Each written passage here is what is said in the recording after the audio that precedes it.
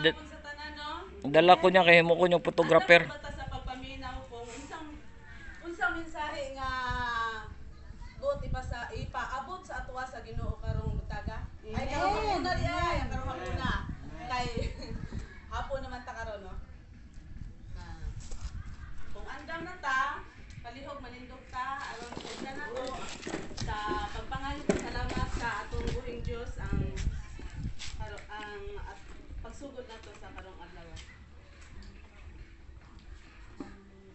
At labing gamhanan o balaan nga Dios, niya kami karong adlaw Ginoo aron sa pagpasalamat kanimo Ginoo sa kung unsa ang kamaayo nimo Lord sa among kinabuhi Lord. Oh Lord, niya kami karong Ginoo aron Ginoo sa pagpangayo Lord sa kanimo Ginoo kung unsa man Lord ang kulang ka nako Ginoo. Yes Lord. Ikaw Ginoo tabang ka nako Ginoo. Ikaw Ginoo mag-aanhi ka nako Lord. Ikaw Ginoo maanaa ka namo Lord Jesus. Karong taknaa Ginoo. Kay matud pa sa imong mga pulong Ginoo, duha o tulo Ginoo magatapok di sa imong ngalan Lord, niya ka kanamo Ginoo. Lord, ikaw Ginoo magabantay ka namo karong tungura Ginoo. Lord, kini tanan Lord akong ginaangko ginapasalamatan pinagi sa ngalan sa bugtong anak nga si Jesus. Amen. Amen.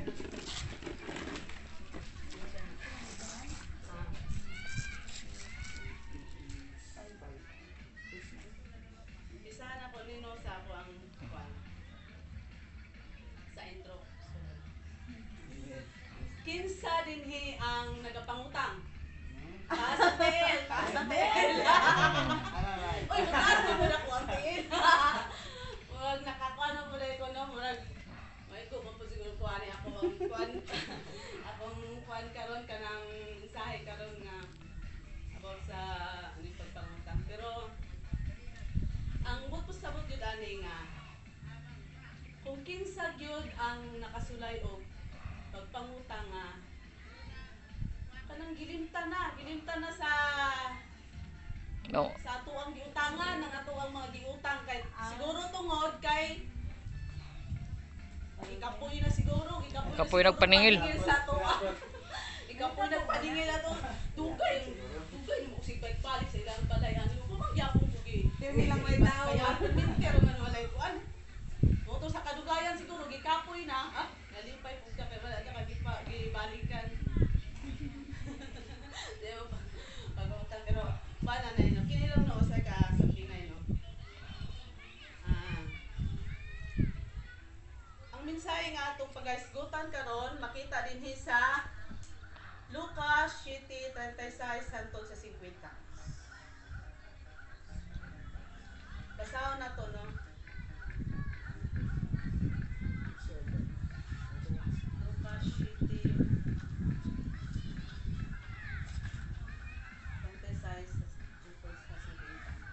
unya may usa ka Parisiyo nga midapit kang Hesus sa pagpangaon. Usa miadto si Hesus sa balay sa Parisiyo ug nagsalo kaniya. Niadtong lungsura may usa ka babaye nga daotag kinabuhi. Sa iyang pagkadungog nga si Hesus nagkaon didto sa balay sa Parisiyo, miadto siya dala ang usa ka tibod nga alabastro nga puno sa pahumot.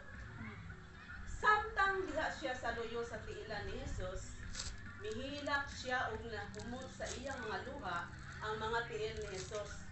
Unya gipahiran niya sa iyang buhok ang tiil ni Hesus ug gihagkan ug gibubuan sa pahumot. Sa pagkakita niini sa Parisiyo nga nagadapit kang Hesus, miingon siya sa iyang kaugalingon. Kung tinuod pa nga kupita kining tawhana, makailaon ta siya kung unsa kining babae nga mihikap kaniya ug unsa kadaotan ang iyang kinabuhi. Apan miingon si Hesus kaniya, Simon, aduna ako isulti kanimo. Kay Simon mitubag. Sige magtutudlo, sultihi ako, miingon si Hesus. May duha ka tawo nga nagakautang sa usa ka tigpahulang og kwarta. Ang usa nakautang og 500 ka denaryo ug ang usa 50 ka denaryo. Apan kay silang duha dili man makabayad, ipapas na lamang sa nagpahulam ang ilang mga utang. Karon, kinsa man sa duha ang labaw nga nahigugma sa nagpahulam kanila? Mitubag si Simon. Sa akong huna-huna kadtong dakong utang. Husto ang imong tubag, matud ni Jesus. Unya milingi siya sa babae ug miingon kang Simon, nakita mo ba kining bayhana? Mianhi ako sa inyo ug wala mo ako hatagig tubig aron ihugas sa akong mga tiil. Apan gihugasan niya ang akong mga tiil sa iyang mga buhok. Wala mo ako hagki sa imong pagdawat kanako apan siya nagsigig halok sa akong mga tiil sukad sa akong pag-abot. Wala mo dihugi og lana ang akong ulo apan iyang gidihugan og pahumot ang akong mga tiil. Busa sultihan ko ikaw. Ang daghan niyang mga sala ipasaylo tungod niini. Dako ang hugma nga iyang gipakita apan kinsa kadtong ipasaylo sa jutay lamang nga mga sala nagpakita og jutay usab na paghigugma. Unya giigna ni Jesus ang babae, gipasaylo na ang imong mga sala. Ug ang mga uban nga didto sa kan-anan nakapangutana sa ilang kaugalingon.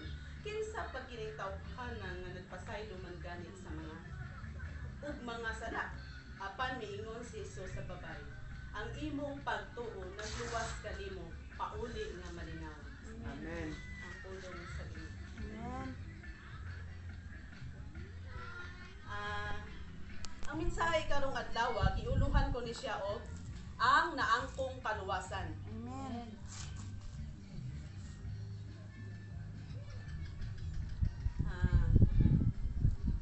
Sa unsa man nga paagi naangkon kining maong kaluwasan? Tulo ang akong nakuha niani. Ang una mao ang nakuha kining naangkon kining maong kaluwasan pinaagi sa gugma.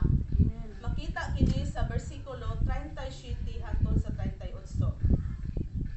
Nagaingon dinhi niadtong lungsura may usa ka babae nga daotag kinabuhi sa iyang pagkadungog nga si Jesus nagkaon didto sa balay sa Parisiyo. Miadto siya dala ang usa ka tibod nga alabastro nga puno sa pahumot. Samtang siya sa luyo sa tiilan ni Jesus, mihilak siya ug nahumod sa iyang mga luha ang mga tiil ni Jesus. Unya gipahiran niya sa iyang buhok ang mga tiil ni Jesus ug gihagkan ug gibubuan sa pahumot. Oh. I-compare lang nato siya ang babae o ang Parisiyo. Ang babae sigurado gyud ta nga siya gyud nahigugma kang Jesus, no? Kay matud pa dinhi diri sa 38, mihilak siya, niadto siya, niluhod jud siya sa tiilan ni Jesus. Ang pagluhod magud sa una gud nga kuan kanang murag kuan na jud siya kaayo kanang ubos na jud kayo baba na jud siya kaayo nga pagkaluhod kay ang lamisa di ba sa una daw nga ginakuan based ako ang pag-aralan. Ang lamisa sa una sa mga Parisiyo, mga Hudiyo ana mababa jud siya kayo mapagkalamisa dili parehas aning ato ang lamisa kam nga ginagamit baba pa jud siya di it means nga ang katong babae baba pa jud kayo ang ihang pagluhod, no? Ginaingon dito mihilak siya unya sige siya og kuan kanang pahid sa iyahang buhok diri sa iyang tiilan ni Jesus. Una ang ipakita sa babae nga paghigugma diya sa kang Jesus. Apan kung sa Parisiyo, nagpakita ang Parisiyo o wala siya mahigugma kang Jesus. Nganong nakahibalo man tang wala siya mahigugma kang Jesus? Iano lang nato, no, basaw na to sa verse 7:30. Apan gisalikway sa mga Parisiyo ug sa mga tutudlo sa balaod ang tuyo sa Dios kanila ug wala sila magpabunyag kang huwan. Dinhi Gisalikway nila si Juan nga magbubunyag. Ug ilabi na gayon, gisalikway po nila si Jesus. Wala sila mahigugma kang Jesus. Ang buong pasabot ni ani. Basahon po nato diri sa verse 44 ug 46 oh. Nga niingon siya dinhi nga niingon si Jesus oh. Unya milingi siya sa babae ug miingon kang Simon. Nakita mo ba kining bayhana? Mianhi ako sa inyo ug wala mo ako hatagig tubig aron ihugas sa akong mga tiil. Apan gihugasan niya ang akong mga tiil sa iyang mga luha ug ang akong mga tiil ug ang akong mga luha ug ang iyang mga luha ug gipahiran sa iyang buhok. Wala mo ako hagki sa imong pagdawat kanako apan siya nagsigig halok sa akong mga tiil. Oh. Wala ni gihimo sa Parisiyo kay ngano man wala siya mahigugma kang Hesus. Abi man gud ninyo kung sa tradisyon sa mga Parisiyo. Kaning Parisiyo usa man gud sila ka mga pundok nga istrikto sila sa pagtuman sa mga balaod. Mga tulumanon ba? Mga tinuuhan nila, mga tradisyon nila. Oh. Ang tradisyon nila, unsa ang mga tradisyon nila? Una-una nga tradisyon nila nga ako ang nahibalaan diri no. Bago pa ka mo sulod sa balay ka na maglakaw-lakaw, sige na sila lakaw-lakaw dito sa ilahang na abog kay na ilahang mga lugar dito. Bugaw di kay na ilahang mga tiil, abog kayo. Musulod na sila sa usa ka balay. Pareha ni Jesus, naisulod siya sa usa ka balay. Kay gidapit man siya ani ni Simon nga Parisiyo. Dapat manggod sa tradisyon nila, kung musulod ka sa usa ka balay, kinahanglan nga manghugas ka sa imuhang tiil. O mamutang og olive oil sa imong ulo bago ka magbiso-biso, maghalok-halok dira sa inyong mga kauban. Oh, magbutang ka pag ingon ana. Ug ang ikaduha nga tradisyon nga akong naistadihan sa ilaha mao nga kung sa pagkaon. Kung kaon sila kinahanglan na sila mga puan nga kinahanglan makahinaw jud sila og tama jud sa ilahang mga kamot. Mga husto na sila mga paagi ba. Maayo nga paagi sa pagkuan sa ilahang kamot. Mauna ang ilahang og mauna siya nga nganong nakapuan ko nga ang kaning Parisiyo wala jud siya mahigugma kang Hesus. Kay tungod wala si Hesus nakaagi niini. Wala niya gibuhat ni Simon nga Parisiyo kang Hesus. Nisulod lang si Hesus diretso dito pero wala siya gitagaan tubig, wala siya gipahugas. Basta gipapungko na lang siya dito, wala sila nagbiso-biso, wala. Based on my studies.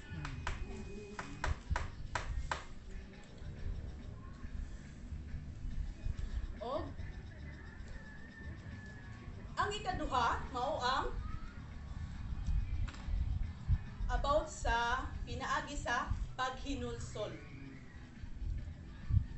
Unsa nga paagi na angkon kining maong kaluwasan pinaagi sa paghinulsol. Makita gyapon nato kini sa 37 hangtod sa 38. Dili lang gyapon nako siya gikuha. Sa 37 hangtod sa 38. Magiingon dinhi. Basaw na tong otro no. Niadtong lungsura may usa ka babayi nga daw tag kinabuhi sa iyang pagkadungo nga si Jesus nagkaon dito sa balay sa Parisiyo. Miadto siya dala ang usa ka tibod nga alabastro nga puno sa pahumot. Samtang diha siya sa luyo sa tiilan ni Jesus, mihilak siya ug nahumod sa iyang mga luha ang mga tiil ni Jesus. Unya gipahiran niya sa iyang buhok ang mga tiil ni Jesus o gihagkan ug gibubuan sa pahumot. Kini usab nga mga verse kung matutas akong giingon. Siya usab nagpakita siya og dako nga paghinulsol. Ani nga verse kay ang kani nga babae di ba grabe ang iyang paghalok-halok, kilak-kilak dito. Ana din siya maayo, halok-halok siya ang iyang buhok yang ginakuan-kuan dito sa kuan sa Panghesus, no? Nagpakita siya og paghinulsol kay sa paminaw gyud niya dako kay ang iyang sala. Dako kay ang sala ani nga kinahanglan nga iha jung kuan. Ang kani siya nga verse nagpakita mo guni siya og sa ato pa. Action speaks louder than words. Action lang siya, nag-action lang. Di ba mas gwapo ko hinuon kung action, no? Kaya na may usahay manggod nga, dili gyud na to ma-istorya, no? Action na lang. Na usahay mamisita ganito, usahay hatag na lang tagulak so kay maulong ta. Na mangingon ana god. Hatag na dun, ulo. Karil Nga na, no?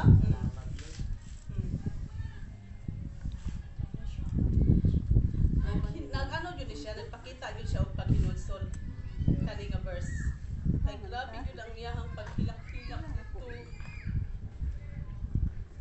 Kay tungod sa iyang dako yun nga sala sa iyahang kinabuhi kung unsa man wala man pud giingon din no kung unsa jud iyang sala. Basta ang giingon lang diri dautan nga babae. Wala man pud giingon diri nga kuan. Siguro ang uban ani nakadungog ko ngul daw buring ani nga babae god nga pero ang magiingon diri man god dautan nga pagka nga babae dautan ang iyang kinabuhi dautan ang kinabuhi. Nang kana no ang ikatulo mao ang sa unsa man nga paagi na angkon kining maong kaluwasan pinaagi sa pagtuo. Verse 50. Ano sa verse 50? Apan miingon si Jesus sa babae, ang imong pagtuo nagluwas kanimo pauli nga malinawon. Ang pagtuo sa usa ka babae kang Hesus nagsugod pagkadungog pa lang niya sa mensahe. Dinhi sa Lucas, basaw na to, dinhi sa Lucas 7:17. Mikaylap sa tibuok Judea ug sa kasikpit nga kayutaan ang maong balita mahitungod kang Hesus. Mikaylap.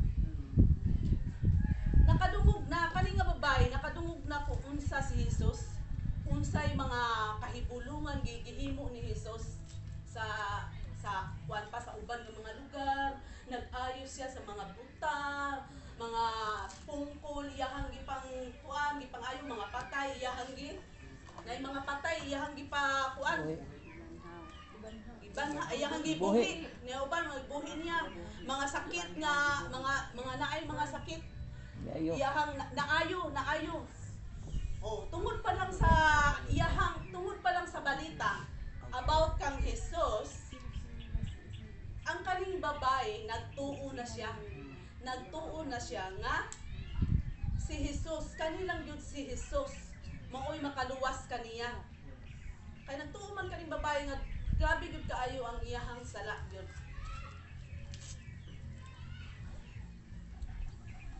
Mao nga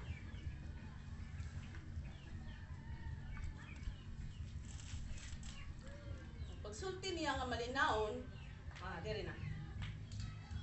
Basahon sa nato sa 50 no. Pagsulti ni Jesus, apan mingon si Jesus sa babae, ang imong pagtuo nagluwas kanimo, pauli nga malinawon. Ang ginamin niya diri nga pauli nga malinawon. Unsa may buto sabot aning pauli na nga malinawon ang giingon ni Jesus dinhi. Matod sa ako pagsabot nga ni no. Ang giingon ni Jesus nga it means ayaw na huna-hunaa ang imuhang mga sala. Ayaw na kahadloki ang imong mga nabuhat. Ayaw na guna-hunaa biskan unsa nga imuhang mga nabuhat dinha nga mga dagkong mga sala kay gipasaylo na ka. Ikalimtan na tanan ang imuhang mga sala. Oo nang giingon ni Jesus.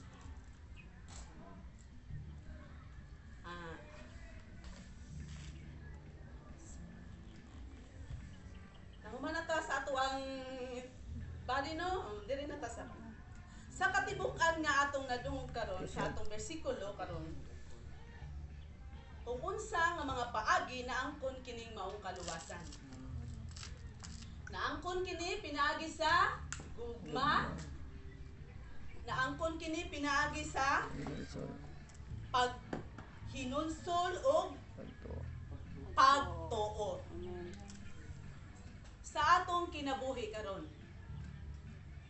Naisama lang gihapon kita niining dautan nga babae og kanisi Simon nga Parisyo. Parisiyo. Naisama lang kita. Kay naghuna manggod ta nga pariani no. Matag usa ka nato nagahuna-huna ta nga ay ako ay raman ako ang sala. Ana-ana ko. Ang uban no, ang uban. Ang uban pod grabe jud kayo ilang pag-ampo, pagdaig sa Ginoo kay tungod sa grabe jud kayo ilang mga nagbuhat ng mga sala. So, ang uban kay gamay lang ilang mga sala, banjing-banjing lang. Di na mo daig sa Ginoo. Banjing-banjing lang sila, wala kayo sila, gamay lang sila, di- kay murag di na sila paminaw mukuan sa nila, Ginoo. gamay lang kayo Asa lang naman sila. tumalingon Pastor Gaga, Pero- gamay ug ang dako pareho. Parehas ra. Oo. Pero sa mata di ay sa Dios, pariha ra tatanan og sala. Amen. Pariha ra. Mao gani nga iyahatang gi luwas sa cross gipakamatyan ta niya, pinaagi niya ng salaa. Kita man tanan ang gipakamatyan, dili man kay katurang daghan kay sala. Kita man tanan ang gipakamatyan. So, unsa may atong buhaton karon? Dapat panig-ingna nato kining Bye-bye. dautan nga babae. Nga kinahanglan nga Dunay pa rin ba? Dunay pa rin o ba? parisan, o panig-ingnan, parisan ka na. Dapat nahimo tang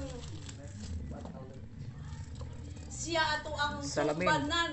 Salamin. Ah, Sala. siya atong sumbanan. Oh, siya atong huwaran. Sulong. Oo. Amen. Kinahanglan nga simple lang, kinahanglan nga daig yung tagmaayo sa Ginoo. Amen. Una mo jud nang ipangayo sa Ginoo sa ato ah.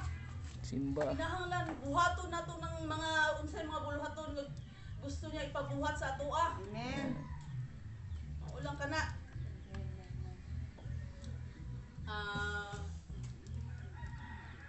Maulang na karong tanan no, karong kahaponon nga ako ang mahatag sa inyo ha.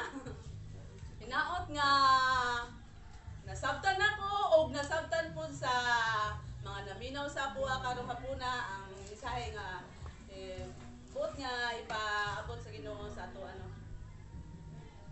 Walang kana. Salamat, salamat.